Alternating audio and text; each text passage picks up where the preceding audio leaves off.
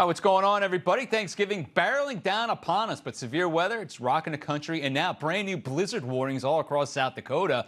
And that might just be the tip of the iceberg. So it's important to stay aware and have a plan when potential delays cross your path. Lucky for us, we've got a travel expert and former flight attendant joining us now, Bobby Laurie. Bobby, thank you so much for joining me. I appreciate it, sir. Great to see you this afternoon. Of course, good to see you too, Bob. Yeah, all right, Bobby. So let's talk about it. It's like the Super Bowl travel for this week. So far, I think we're doing all right. How would you grade the storms and all the air travel problems that we've had so far? Yeah, so far, so good. I mean, today is the busiest travel day. Tuesday is the new Wednesday before Thanksgiving, apparently. So far, things are looking okay, but all that weather that you're monitoring going across the country could definitely throw a wrench into some people's plans. Oh, my gosh. So you're talking about the flights. Today is the busiest. How about coming back for Thanksgiving? What are the busiest days to get back after the holiday? Yeah, the busiest day is definitely going to be Sunday. The Sunday following Thanksgiving is when you're going to see everyone heading back, getting to the skies and the roads to return from their holiday. This year, you're going to see a lot more people actually on the roads than probably usual. That's because a lot of people waited to book their flights during the government shutdown to see what air travel would look like. So a lot of people rented cars instead.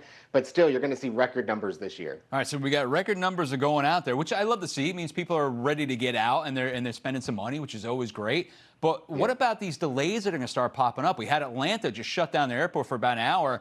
What do you do if you're delayed or if you're even canceled? What's the first thing you should do? Yeah, so first and foremost, I would say there's a couple things. Make sure you have the airline's app downloaded on your phone, because if you are canceled or you're delayed over a certain amount of time, the airline actually lets you rebook yourself in their app. This way you don't have to call the 800 number, you don't have to wait in line, you don't have to do any of that. And you can also contact the airline through social media as well. Every airline has a social media team in place to help you get rebooked right away, so you don't have to have that added stress of sitting on hold or sitting in that line at the airport. But especially with this weather too, you're able to see where the storm is headed. So if you're going to be making a connection in one of these airports where the storm is headed, or you're going to be experiencing some extreme weather, you can go into the airline's app and try to rebook yourself preemptively. This way you don't find yourself in a situation where you're stuck at an airport. That's a good point. And Bobby, do you think that the airlines are doing a better job now with all their apps that they have out there? It seems like it might be getting a little smoother. Oh, yeah, absolutely. The airline apps are pretty quick nowadays.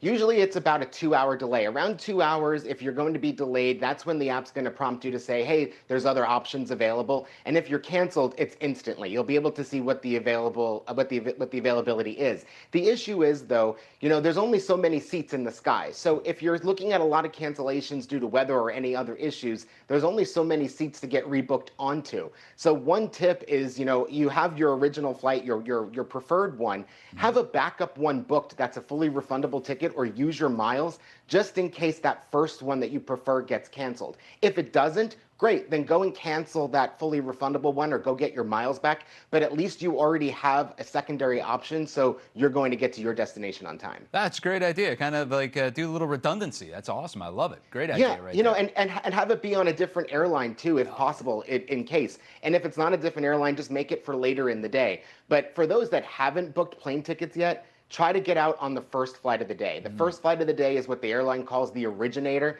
That one sets the tone for the rest of the day, because if that's late, it causes the domino effect across the country. So they really try to get that plane off the gate on time. So chances are that one will go. It's always fun to wake up at 3 in the morning, get a flight, but it's worth it, right? It's totally worth it. I mean, I'd rather get up at 3 in the morning than get stuck somewhere because you missed the connection or because the flight gets canceled. Because if that originator does get canceled, that was the first flight of the day. There's multiple flights for you to get onto to still make it to your destination. But if you're on that last one, you might get stuck overnight. Yeah, you know what? I love sleeping in the B terminal in Newark. It's so comfortable. Very comfortable. I've been there myself. I know exactly what you're talking about. That B terminal is horrible, isn't it? The A and the C, they're so good right now. B, it's like, what are you doing? Let's go. Catch up. I know. And it needs the upgrades that you're looking at around them. It's amazing. All right, so let's say that I want to do a last-minute travel right now. It's the busiest time of the season, I know. Are there any deals to be had anywhere, you think?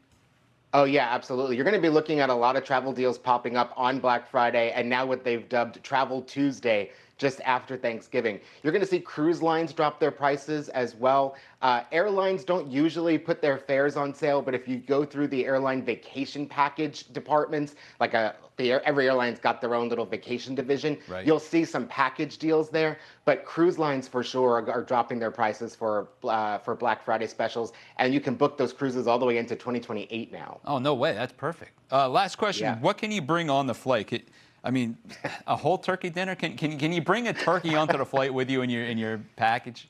Actually, yes, you can No bring way. turkey. You can? Yeah, you can bring a turkey. There are some things you can't bring though. So basically, anything that's a solid you can bring through. The turkey's fine.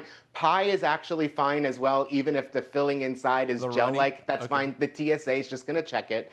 But of course, you can't bring gravy and sauces or anything like that through security.